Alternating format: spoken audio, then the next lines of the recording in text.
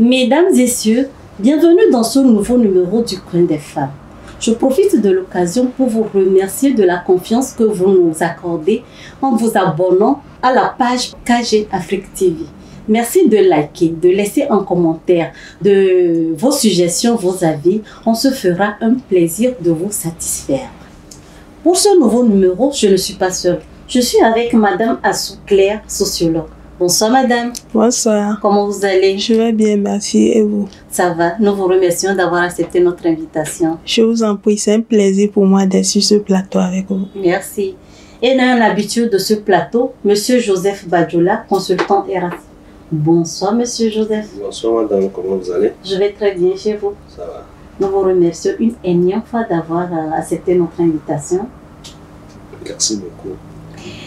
Vous l'aurez sans doute deviné, vous l'aurez constaté, je suis seule aujourd'hui sur le plateau. Licovine vous envoie des cœurs et présente ses excuses. Elle sera des nôtres pour la prochaine émission.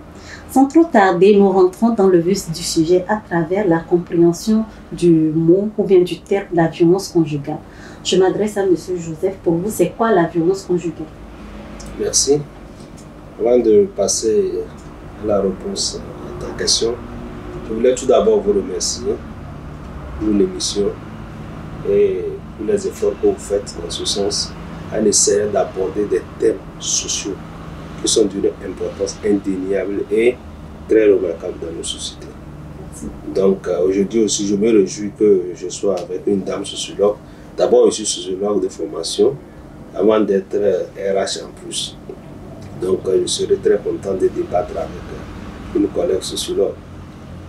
Venant au thème de la violence conjugale, si nous voulons comprendre mieux ce terme, nous allons essayer de définir ce que c'est que la violence. Tu l'as ébauché dans ton introduction. Et ce que je pourrais ajouter, c'est quoi? La violence, c'est toute attitude, toute action utilisant la force ou le pouvoir pour contraindre quelqu'un. Maintenant, cette violence, il est lieu de le préciser, ça peut être une violence légitime. En ce moment, c'est le pouvoir public qui utilise cette violence. Ça veut dire, dans ce sens, la violence est bonne. Ou peut-être la police ou la gendarmerie utilise la violence pour appréhender les malfaiteurs. Ça, c'est une forme de violence. Il y a lieu de le préciser. Mais on appelle ça une violence légitime, utilisée souvent par la force publique et encadrée par les textes et les lois.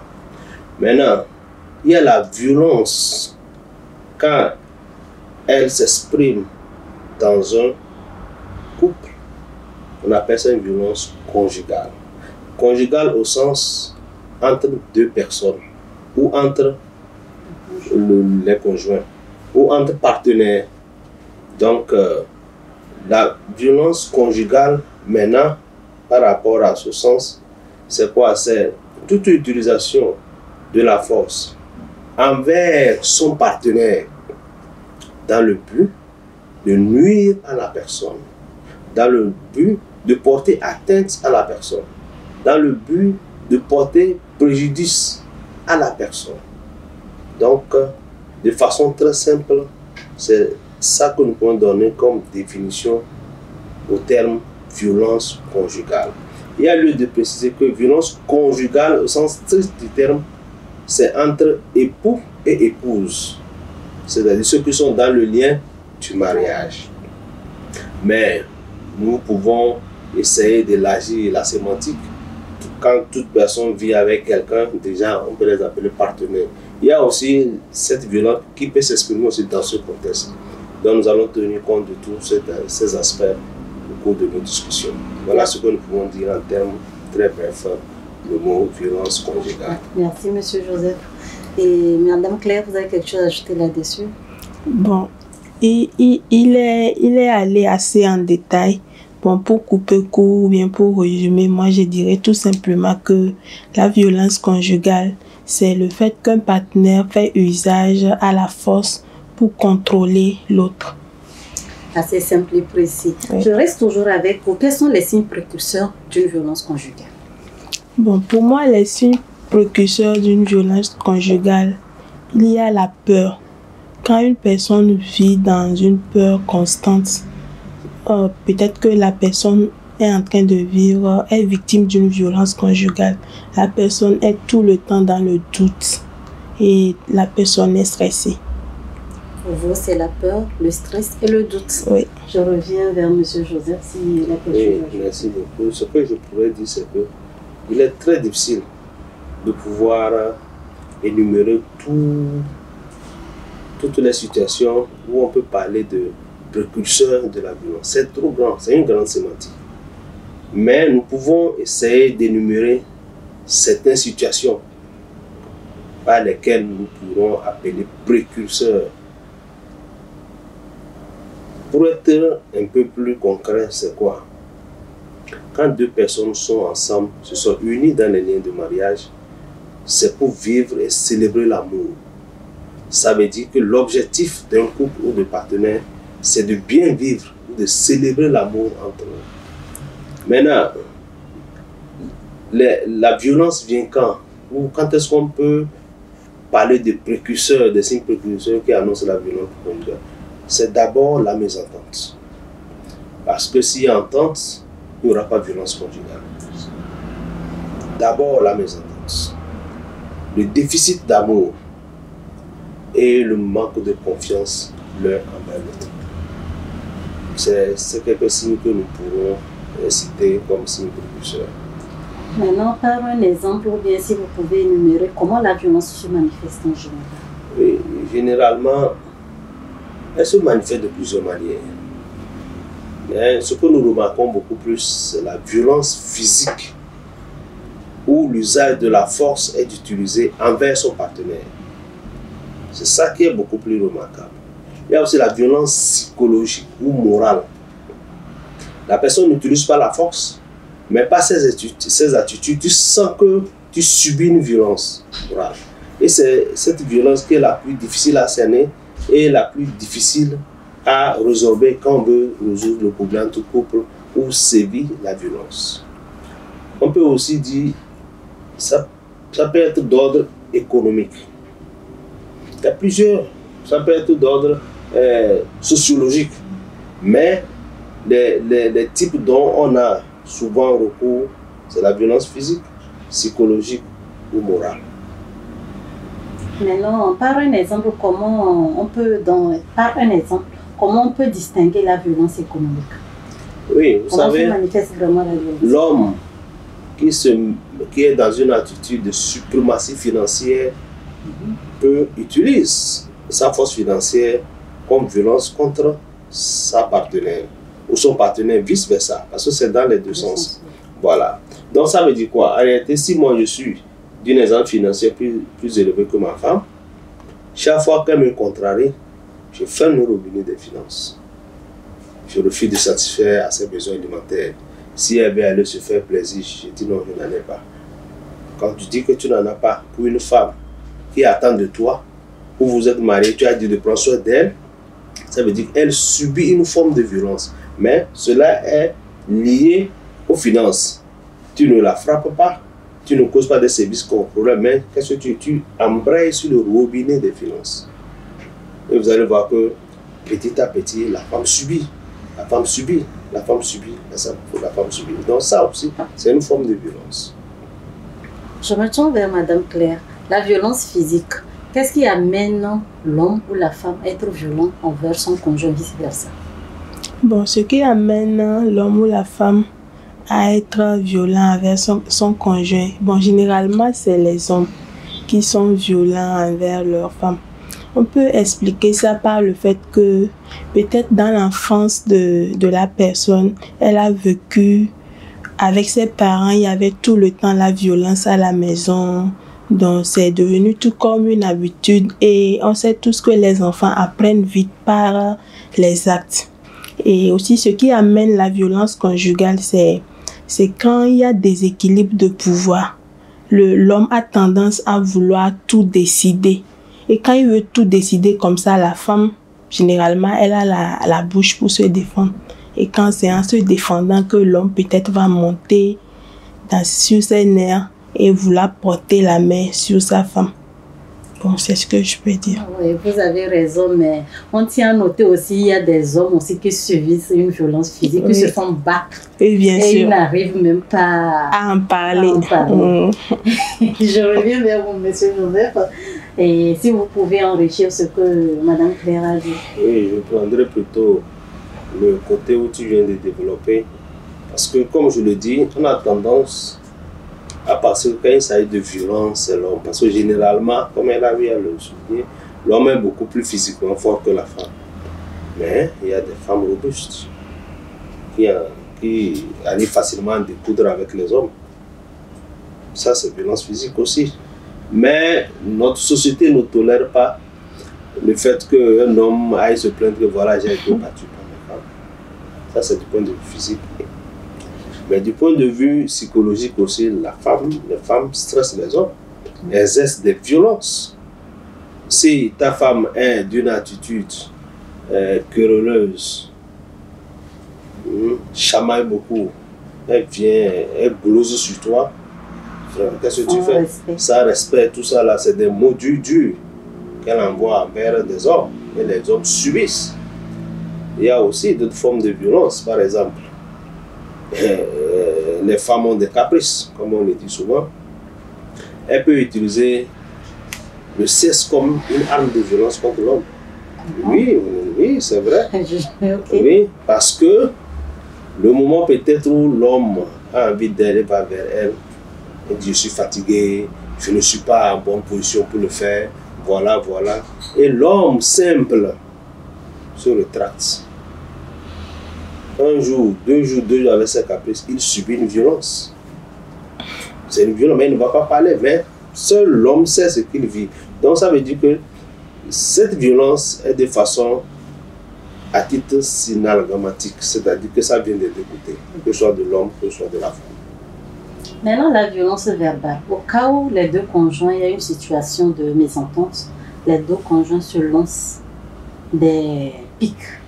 Autant l'homme comme la femme, ils prononcent des phrases, on dit qu'avant de faire sortir quelque chose, il faut mourir. Il faut mûrir ça. Il arrive que les deux soient marqués. Comment on peut arriver peut-être à pouvoir essayer de guérir plus ou moins le mal qu'ils se sont fait mutuellement? C'est très compliqué. Le couple, c'est un dossier très compliqué. C'est-à-dire qu'il y a une certaine symbiose, une certaine complicité entre l'homme et la femme. C'est ça qui donne droit au couple. Donc, à chaque couple de savoir comment essayer de transcender leurs divergences du point de vue verbal. Parce que là où ils se sont vus et ils se sont connus, eux seuls savent ce qui les a unis. C'est sûr qu'ils ont vu cette convergence d'un certain nombre de choses. C'est ça qui a fait qu'ils se sont mariés. Maintenant, dans la période d'exercice de la jouissance maritale, il peut arriver que les deux parties se fassent et se donnent des pics. Maintenant, comment résoudre ce problème? À chaque couple, sa façon, sa pédagogie de le faire. Mais ce que moi je peux proposer, c'est que c'est l'éducation. Parce que si on ne met pas en place le système d'éducation où l'on peut tolérer son prochain, pour dire qu'au-delà de nos disputes, nous sommes condamnés à vivre ensemble. Si on ne met pas cela en pratique, les couples n'iront pas loin. Donc ça veut dire quoi? Qu'est-ce que je veux dire? Que la patience issue d'une bonne éducation peut amener des couples qui viennent de se disputer tout de suite. Ça va transcender cette étape et se remettre encore ensemble et continuer la vie. C'est comme on le dit souvent, la langue et les dents se bagarrent tout le temps, mais ils sont toujours ensemble. Voilà, c'est ça. Merci, Monsieur Joseph. Madame Claire, j'ai une question spécifique pour vous. Par exemple, si vous êtes avec votre conjoint et votre conjoint sort, il écoute les histoires de couple de son ami et il vient. Il essaie d'appliquer ça avec vous. Or, vous n'avez pas les mêmes réalités. Du coup, il y a feu et la violence s'installe. Est-ce que pour vous, la mauvaise compagnie ou bien le fait d'écouter dehors est une cause de la violence conjugale? Oui, le fait d'écouter les gens peut être une cause de la violence conjugale où celui qui écoute n'arrive pas à faire très bien la part des choses. Souvent, quand tu es une personne mature, quand tu écoutes les choses, c'est pas tout que tu vas vouloir appliquer à toi, parce que chacun a sa réalité, chacun a sa manière de vivre. Donc tu peux pas prendre ce qui est à l'autre pour venir coller ça à ta conjointe. Donc c'est à la personne de savoir comment trier. Donc c'est normal que celui qui écoute, c'est normal que les dires des autres soit une cause de la violence conjugale. On marque une petite pause, on se retrouve juste après ceci. Vous êtes étudiant, professionnel disposant des notions de base en comptabilité. Le cabinet d'expertise comptable KG Afrique & Associates vous offre une formation 100% pratique en comptabilité, audit et fiscalité. Avec des formateurs expérimentés et compétents, ressortez aguerris tout en bénéficiant d'un stage de perfectionnement si vous êtes meilleur de votre promotion. La formation révèle l'aptitude et le terrain révèle la compétence.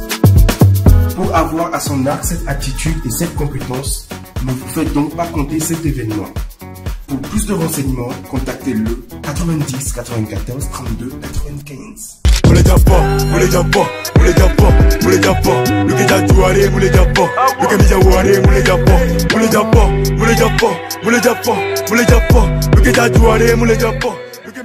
De retour sur ce plateau, nous avons commencé à énumérer les causes de la violence et Madame Claire en a donné, donc je me tourne vers Monsieur Joseph pour qu'il nous donne encore plus les causes de... Qu'est-ce qui cause vraiment la violence conjugale? Oui, je crois les avoir un peu ébauchés. Oui. Comme je le dis toujours, c'est un phénomène social. Et tant qu'on ne l'a pas analysé à fond, c'est difficile de dire les vraies causes, ou que dans nos jargons on appelle ça les vrais mobiles. Mais néanmoins, certains éléments peuvent nous permettre de pouvoir analyser certains facteurs comme pouvant générer la violence. J'ai parlé du déficit d'amour. Parce que quand il n'y a pas amour quelque part, on est toujours très habile rapidement à venir à la violence. Parce que si tu aimes ton prochain peut être ton épouse, ton époux, ton prochain peut être quelqu'un avec qui tu es, vous partagez beaucoup de choses ensemble. Mais quand il y a amour, c'est difficile de recourir à la violence physique pour résoudre le problème. Donc ça veut dire quoi? Ça veut dire qu'en réalité, le couple doit savoir réellement, chaque couple doit savoir quel est son vrai problème. Quels sont les facteurs qui entraînent à ce que vous vous bagarrez. Soit parce que madame n'est pas patiente, soit parce que le monsieur aussi n'est pas patient. Soit aussi, quand il n'y a pas d'amour principalement, c'est ça qui génère les autres facteurs qui sont source de violence au sein d'un couple ou qui sont source de violence conjugale. L'amour. Quand il n'y a pas d'amour, cela est susceptible à recourir à toute situation violente envers son prochain. Pourquoi j'insiste sur ce facteur? Parce que on parle de violence conjugale, ça veut dire entre deux personnes qui devraient normalement s'aimer. Donc s'il y a violence, c'est parce que sûrement l'amour a manqué quelque part. Et c'est l'amour là qui entraîne la patience ou l'impatience. Parce que quand il y a amour, il y a la patience. Même l'autre peut t'agresser par des mots, tu dis ah j'ai compris, je le retire. Donc principalement, fondamentalement, moi j'insiste sur le facteur amour.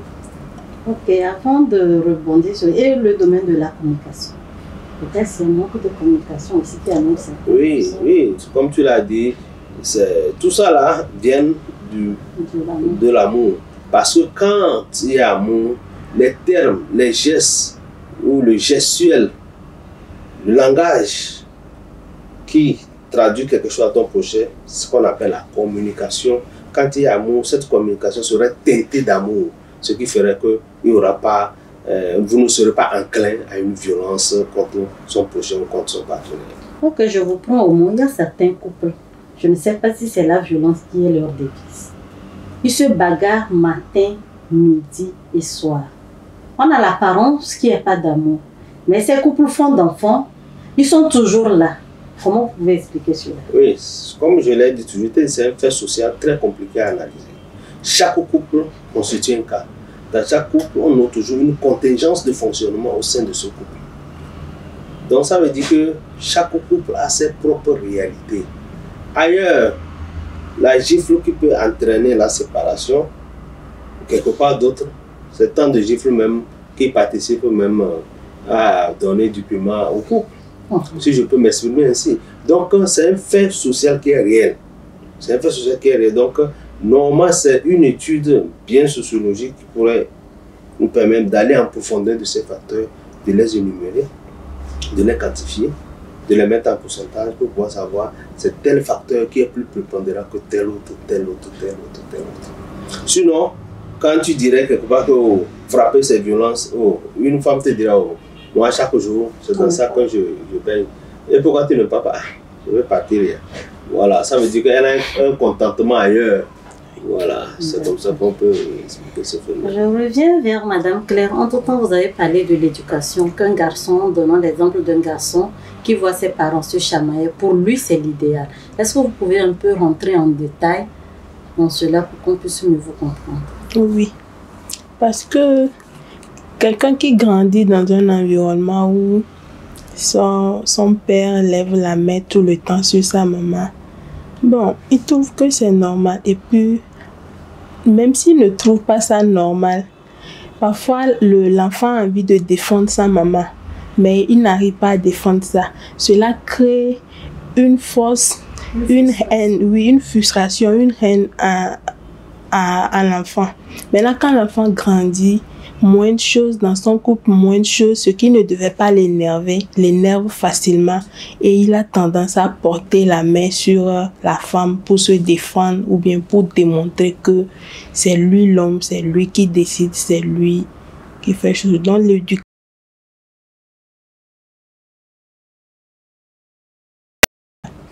Et l'ego de soi.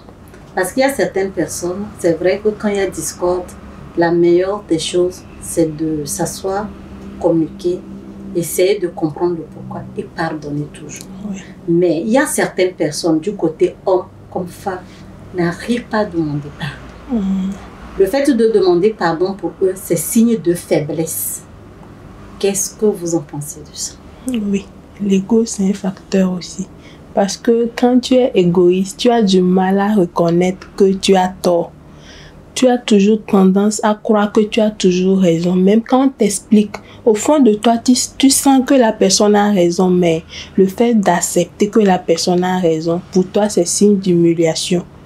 Et puis, tu restes toujours sur ta position. Donc, cela aussi peut causer la violence.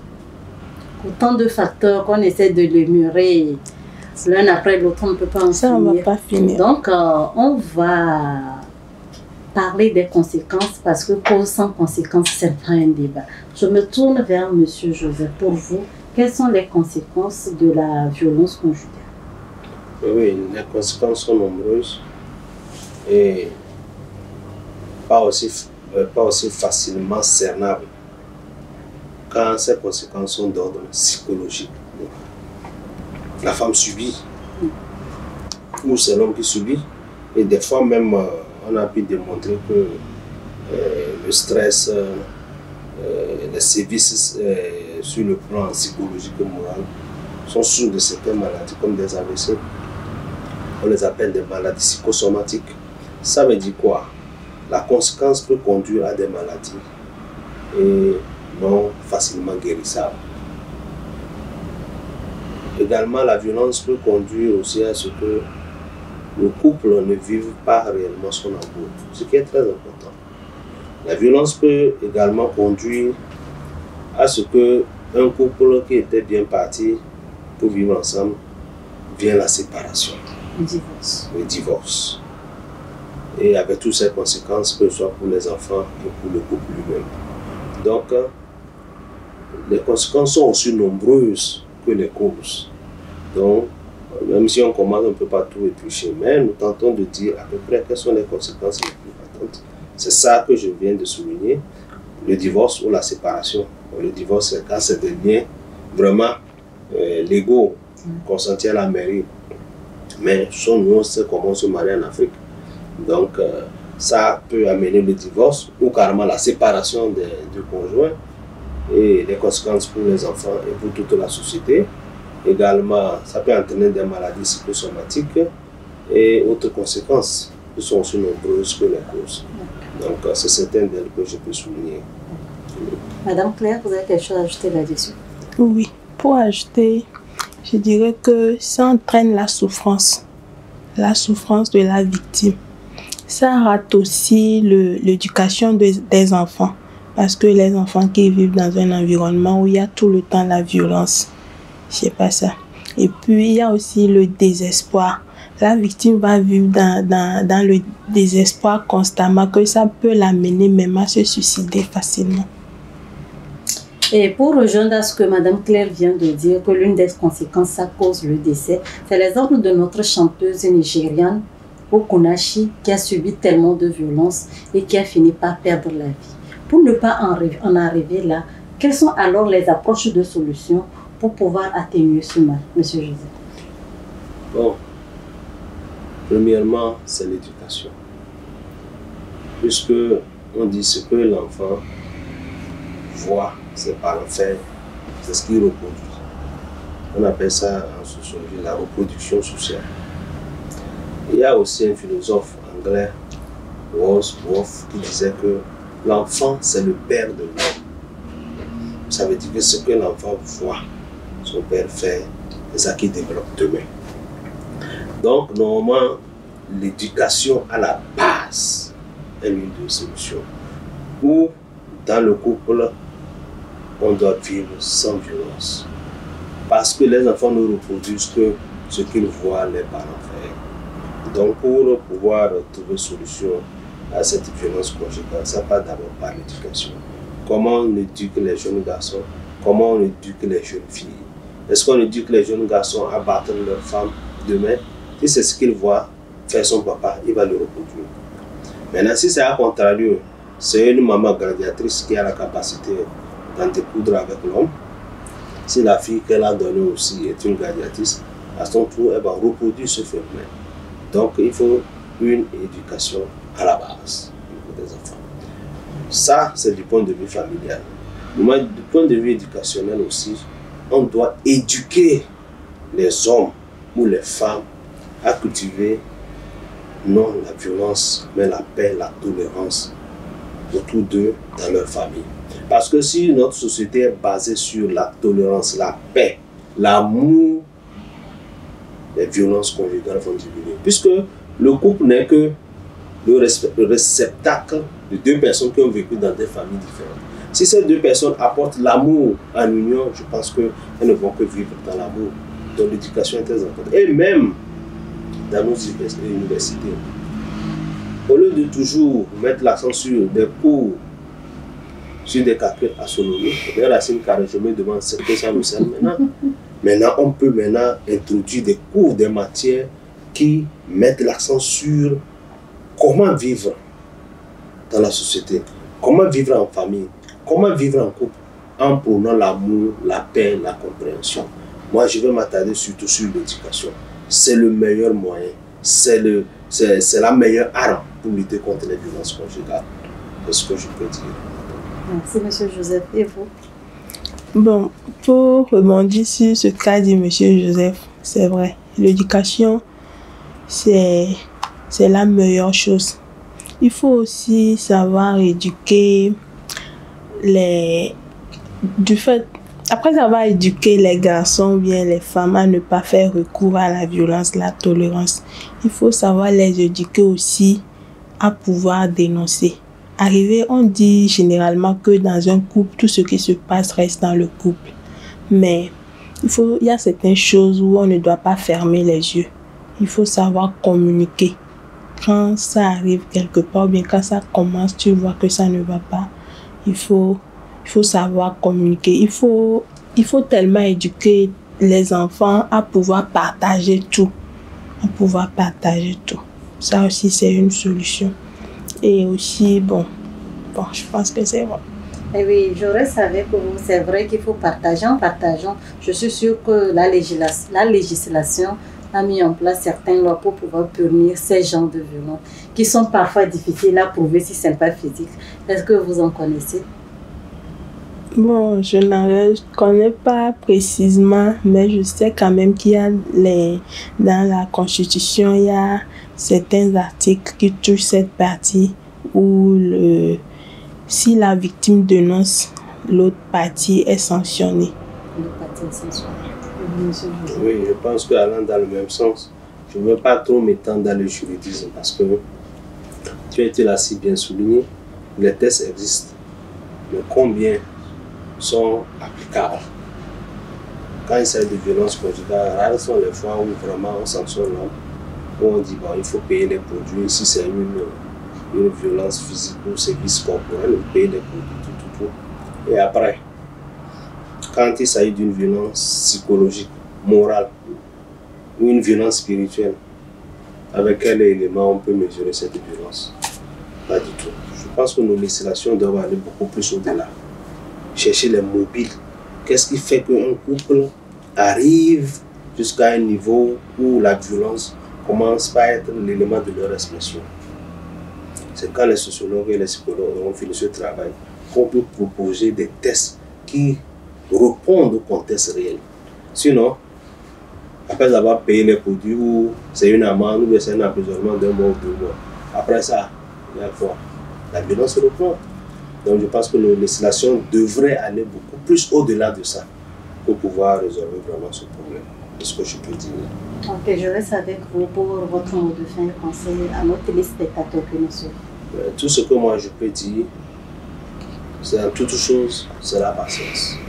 La patience. La patience. En toute chose, c'est la patience. Parce que la violence ne s'exprime qu'à un moment où on a manqué de patience.